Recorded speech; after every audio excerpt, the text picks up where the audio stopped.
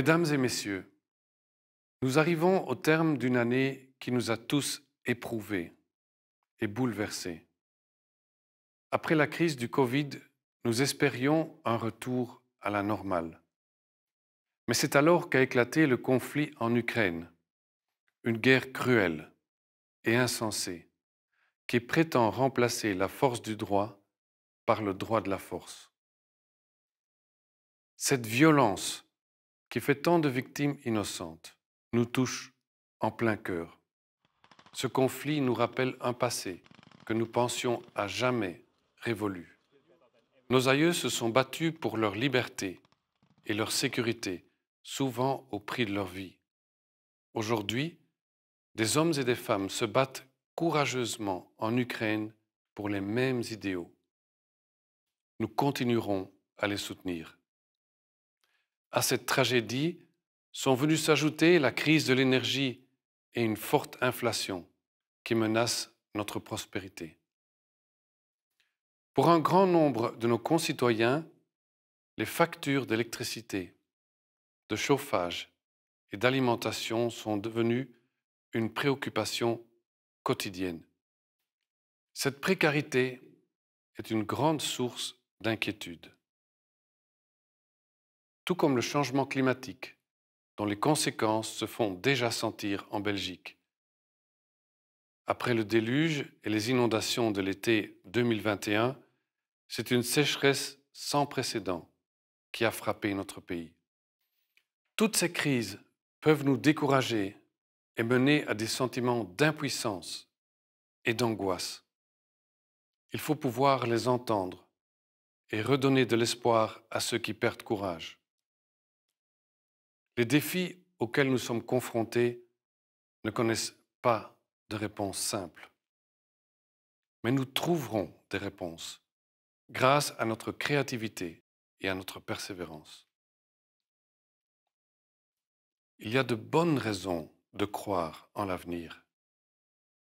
En Belgique, nous avons la chance de vivre dans une société démocratique qui, même si elle n'est pas parfaite, reste solide.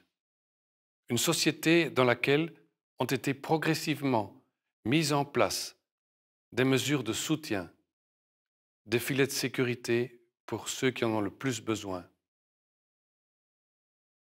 Autour de nous, nous voyons beaucoup d'engagement et de gestes de solidarité. Partout dans le pays, nos concitoyens ont spontanément ouvert leurs maisons aux réfugiés ukrainiens. Je tiens à remercier tous ceux qui donnent le meilleur d'eux-mêmes pour favoriser l'hébergement et l'insertion des réfugiés, spécialement en ce début d'hiver, alors que notre réseau d'accueil est sous pression. Mais aussi tous ceux qui s'impliquent au quotidien dans l'accompagnement de personnes en situation précaire, de malades ou de personnes qui vivent avec un handicap.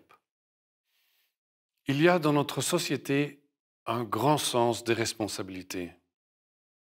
Je suis impressionné de voir combien il est présent chez les jeunes également. Nous sommes déjà nombreux à avoir adapté notre comportement pour réduire notre consommation énergétique et notre empreinte écologique. Enfin, l'histoire porte un message de confiance.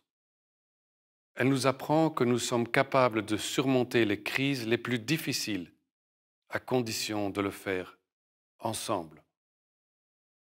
En effet, notre plus grande richesse, ce sont les liens que nous tissons. Plus que jamais, chaque acte que nous posons, si petit soit-il, chaque geste de bienveillance, chaque attention à l'égard de la planète fait la différence. Cela doit nous donner du courage et de l'espoir.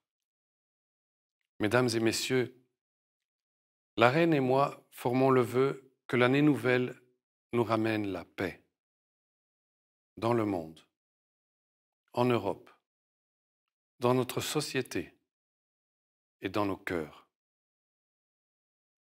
Je vous souhaite un joyeux Noël et une bonne et heureuse année.